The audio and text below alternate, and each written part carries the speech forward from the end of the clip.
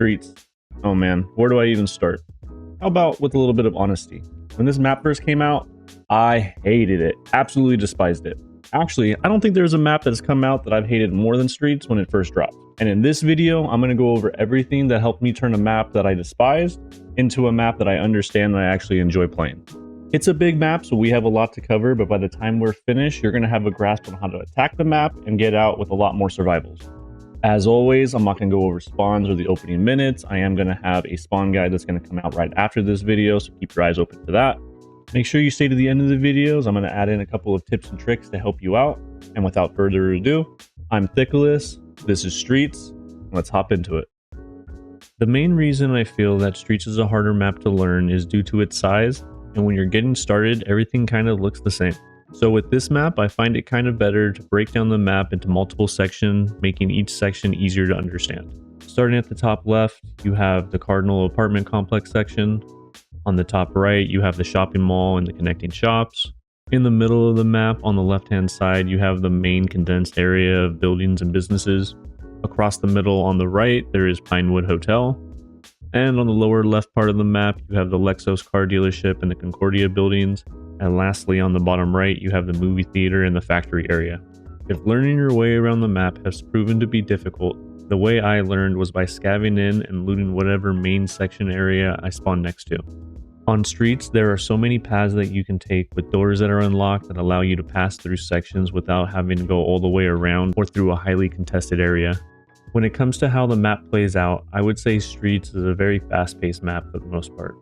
This map is more about knowing the map and the little ins and outs that you can take advantage of to give yourself an edge. As you move around the map, there are a ton of windows and alleys where a player can see you from, so moving slow and staying in the open is not what I would recommend. A strategy I used at the start of my Streets career was finding out what areas or what buildings I wanted to focus on and learning the best pathing for me that would allow me to move through the buildings or around the main PvP areas so I can make it to my objective alive. Then, as you grow more comfortable, you're able to use those rotations and map knowledge to flank and get yourself into some team fights from a better position. Almost every building has multiple entrances and a way that you can flank. Think back to your recent raids to a time where you were either in a 1v1 or a team fight, and someone you thought was in one area flanks around you to the side or rear and completely destroys you while you're still looking where you thought they were.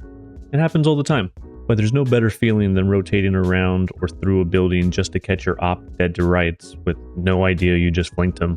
Mwah, beautiful.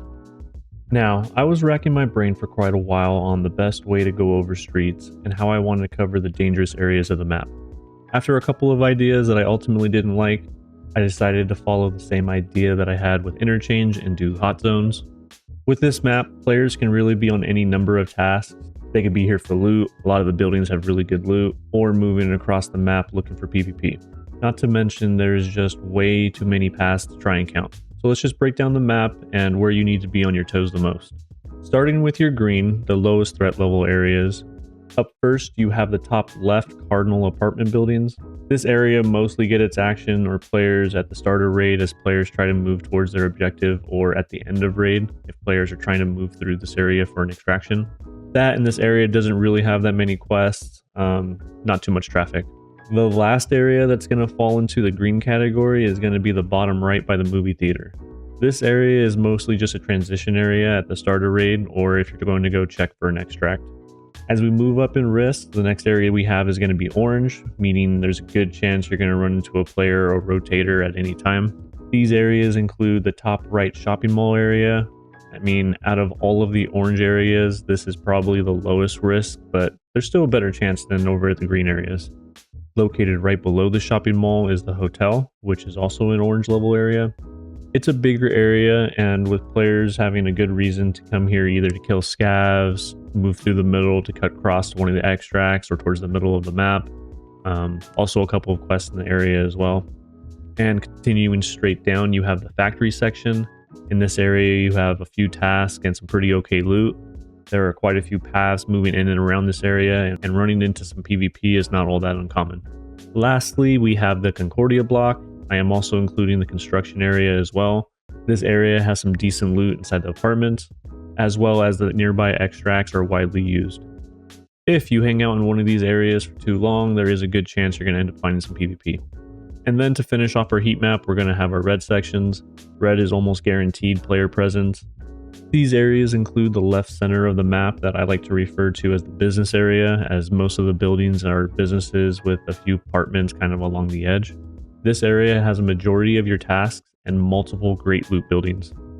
The last red section, I'm sure you guessed, is Lexos, with this area having a boss spawn and some good loot. Players travel this area quite frequently and expect to run into some fighting or resistance. I've really come to realize that with streets, any part of the map can pop off at any time, and over the course of multiple raids, these zones will kind of start to level out more towards their intended colors. Before we end the video, I compiled a couple of tips and tricks that, given some practice, will help you get a small edge, and hey, every little bit matters. To start off with tip number 1, if you're still learning the map and don't know exactly what building you can move through or what is the fastest way to cut into an area, the Map Genie is your friend.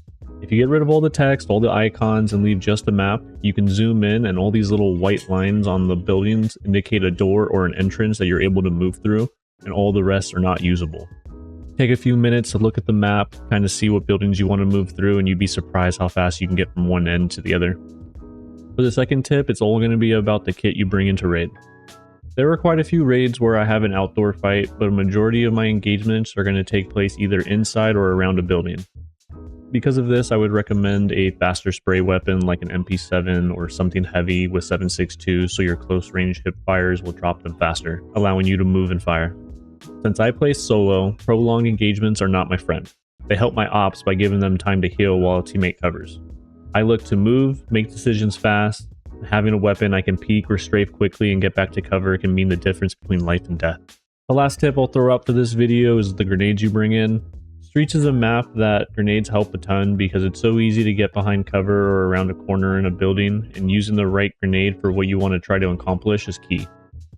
If you're looking to try and get a kill, then use shorter fuse timers so there's less time to react and get behind a corner. If you're trying to get someone off a position, then you can use the longer 5-second timer, and then once they move from your nade, you have time to push their position and swing before the nade goes off, catching them by surprise. I know a lot of people struggle with streets because it's probably the #1 map where map knowledge can affect a fight the most. And if you're the one that doesn't know the ins and outs, then it can feel frustrating. I hope this video gave you more knowledge that you can take into your next raid. Streets is a great map. It doesn't matter why you're there. It could be for loot or it could be for action. There's plenty of it.